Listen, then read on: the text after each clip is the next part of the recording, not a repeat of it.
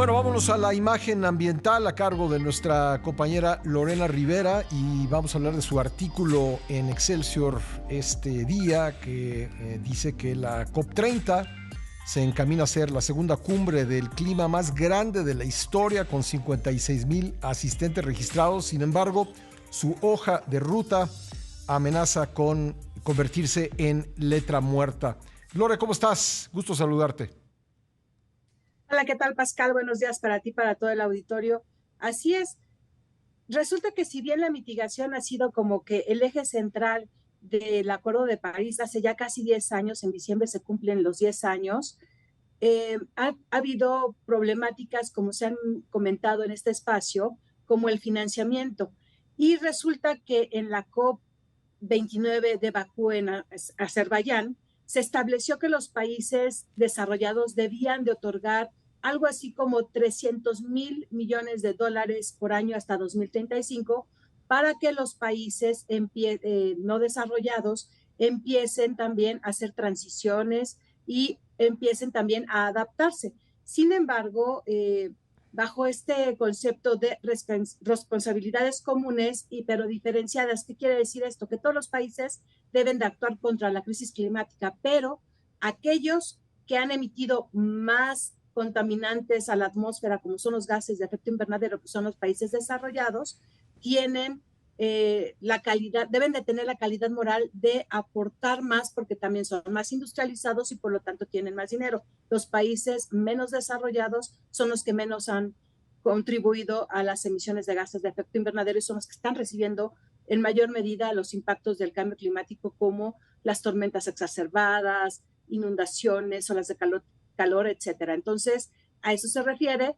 Y bueno, pues esta hoja de ruta que se delineó en esta COP29 se llama de Bakú a Belém y ahora en la COP30 en Belém, Brasil, pues retoman esta hoja de ruta para que se fortalezca este financiamiento y tiene 5 ejes que debe de tomar esta hoja de ruta, pero desafortunadamente no respeta lo del Acuerdo de París porque se enfoca más en los bancos multilaterales y en el Fondo Monetario Internacional, que serían los que están destinando más recursos y se le quita más responsabilidad o la responsabilidad que deberían de tener los países desarrollados. Entonces, en este sentido, si no hay consenso y se llega a la meta que es 1.3 billones de dólares, que serían los trillions en inglés, pues eso es lo que solicitan los países en desarrollo para poder adaptarse. Y entonces ahí es donde están las discusiones justamente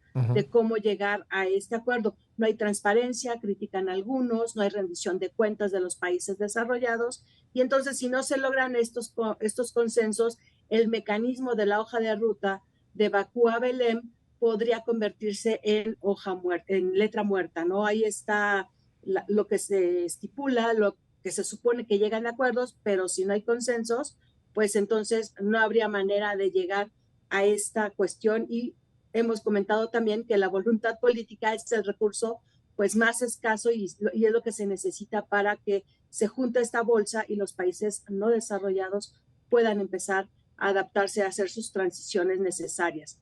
En cambio, el fondo de pérdidas y daños, el más esperado y que se estipuló en la COP27 de Sharm el Sheikh en Egipto en el año, hace tres COPs. Entonces, aquí sí hay un presupuesto de 250 millones de Es dólares. poquito, ¿no?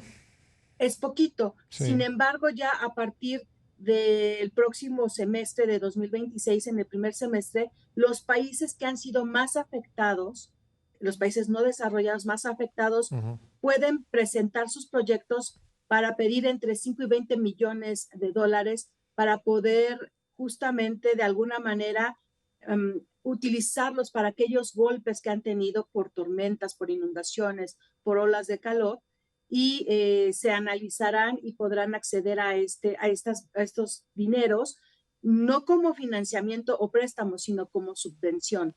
Entonces, este fondo sí fue bien recibido y empieza a manejar. Obviamente requiere de mayor participación para que tenga más recursos, cuenta con alrededor de 397 millones de dólares, y el año pasado, en la cumbre pasada, los países de la Unión Europea se habían comprometido en entregar 700 millones de dólares. Entonces, ahí va este fondo, y Brasil lanza una iniciativa la semana pasada, que es el Fondo de Bosques Tropicales para Siempre, que es muy importante para conservar justamente los bosques tropicales, las selvas, que son elementos fundamentales para hacerle frente al cambio climático.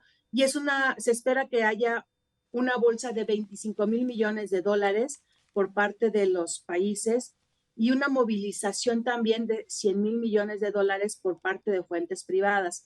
Esta es una iniciativa que fue bien aceptada por muchos países, sobre todo por los europeos, porque se hizo obviamente también un mapeo de cuáles son estos lugares que deben de conservarse para hacer frente al cambio climático. México está incluido en ellos, porque tenemos estos bosques tropicales también que funcionan como los frentes para hacerle frente justamente al cambio climático. Entonces, en cuanto a la mitigación, también hay buenas noticias. También la semana pasada, el secretario ejecutivo de ONU Cambio Climático señaló que debido a las contribuciones nacionalmente determinadas que se fueron entregando en este periodo, hacen que de alguna manera se puedan reducir las emisiones de gases de efecto invernadero en 12% hacia 2035. Eso es una buena noticia, pero también Simon Steele señala no es suficiente. Si bien hay un pequeño recorte, se necesita mayor ambición para bajar más las emisiones de gases de efecto invernadero. Esto quiere decir que los países tienen que tener mayores ambiciones, mayores recortes, mayor mitigación, y empezar a darle salida a los combustibles fósiles. Pero justamente ese tema de la salida de los combustibles fósiles y la transición hacia las energías renovables, pues son el freno que también están poniendo en esta COP30. Y vamos a ver a qué acuerdos llegan, porque no están siendo obviamente retomados por países que quieren, sobre todo los que tienen estos combustibles fósiles, pues no quieren empezar a la eliminación gradual, quieren que se tarde una brecha de tiempo mucho más grande de lo que se requiere para empezar a bajar las emisiones y llegar al cero neto, bueno, como pues, se tiene también estipulado. Como nos decías, y también fue parte central del mensaje del Papa a esta COP30, lo que parece escasear es la voluntad política. Vamos a ver cómo termina este encuentro. Muchas gracias, Lore. Gracias, que tengan un excelente martes. Gracias a Lorena Rivera. Léala en Excelsior, su artículo Letra Muerta, Planeta Idem, si fracasa la COP30.